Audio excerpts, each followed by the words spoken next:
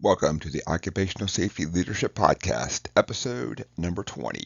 In today's episode, we're going to sit down and talk about the OSHA Voluntary Protection Program and, in particular, Worksite Analysis. We'll cover a couple of examples, but I don't want you to think these are the only examples out there. These are just the most common ones that I found that works for me and the places that I've worked out there. So I don't want you to think that this is a if you don't do the following things, you're not going to be able to apply for the program, and you may not even have any interest in the program, but maybe you can pick up some good tips and tricks. So let's go ahead and just dive right in and talk about a couple of examples out there. Um, so one of the things that I like to do is to do a job hazard analysis. I've also heard it called a job safety analysis. Depending on what company you work at, they call it a risk assessment. But this is where we sit down and we break down a step by step and say, so here's the starting with the risk, and then here's the steps that we can put in, or I should say actions per step that we can put in to reduce that risk as much as we possibly can. There's a couple things that literally we can do a couple of small things because we've done a good job up front of looking at equipment and what do we do for engineering controls and how do we not have the hazards to even start with. But I have found that there's typically just a couple more things, and sometimes these are things that we don't always think about as safety professionals because we don't run these machines. So the employees run these machines. They know the hazards a lot more than we do. We can write a fantastic SOP and procedure from our cube. That doesn't mean it's actually real. That just means that it might be a nice starting point, but these guys are the real experts out there. New chemicals. Anytime you're introducing a new chemical, kind of sit down and think about, so what are the downstream effects? Do I have to alter my PPE? Do I have to look at a new hazardous waste stream? Or on the plus side, how do I introduce a chemical that I don't have to wear PPE and I can reduce my hazardous waste as opposed to increasing my hazardous waste?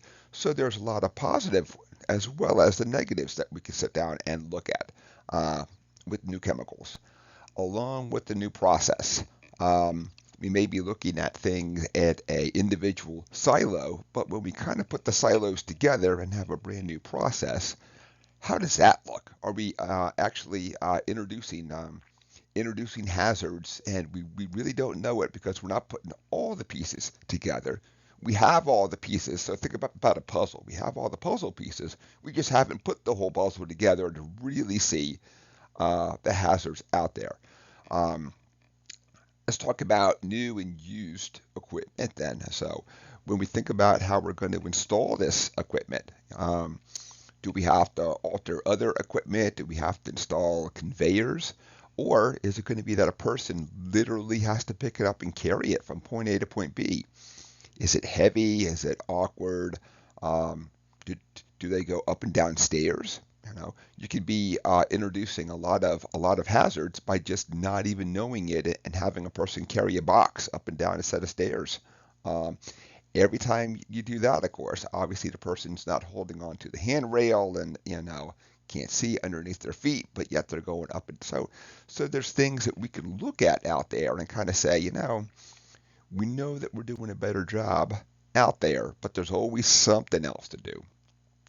And then I think I've already kind of harped on how the employees, of course, are the real experts out there.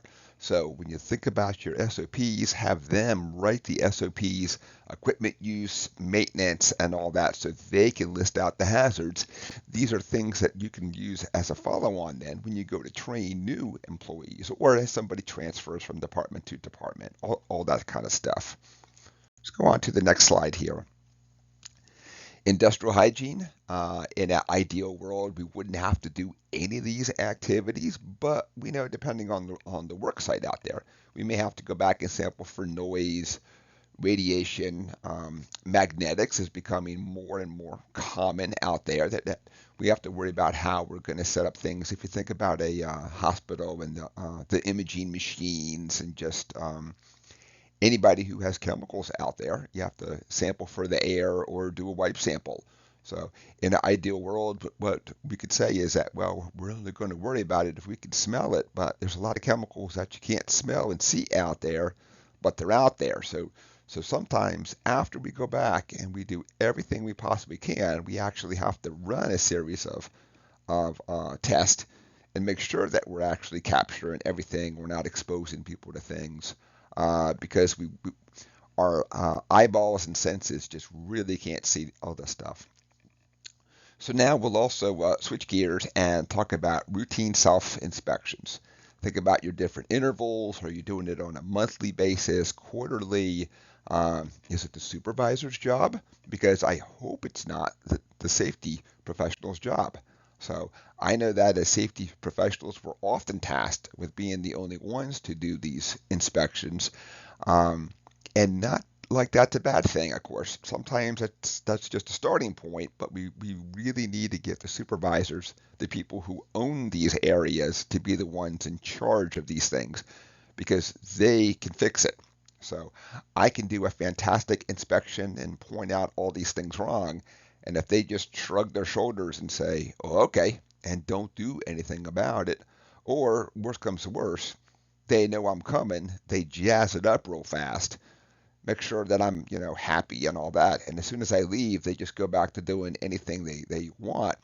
So you don't really have a good, safe workplace. What you have is that somebody's scared that their name is going to show up on some kind of report, and then they're going to have to say why the area was the way the area was. And depending on if you're a small company or a large company, you may have some corporate oversight.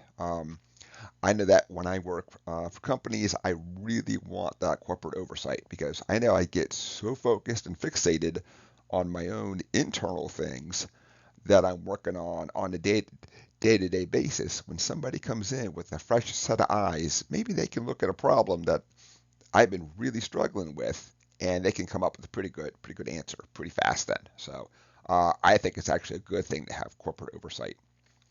Let's go on to the next slide here. Does your facility have some form of a fix-it ticket? They may call it like a facility ticket. They may call it, I have something broken ticket. Whatever your system is it something that everybody can input to it, or is it something that you have to be X level, and then you have to bring it to a supervisor, and only a supervisor can go ahead there and enter it? Anytime that you can push it down to the lowest level out there, you're going to have a lot more buy-in because then people, when they see something wrong, put in the fix-it ticket. As opposed to they wait, they have to get a supervisor. You may have a supervisor who's not really on board with this stuff. So they might say, I'll get around to it, I'll do this. So anytime that you can have the people take charge also of their own safety, as opposed to wait until they see you, they catch you in the hallway, they catch you walking the facility, it really helps out. I don't want people to wait. When you see something wrong, you fix it right away. You can't fix it. You find your supervisor, you find me, we tackle it right now.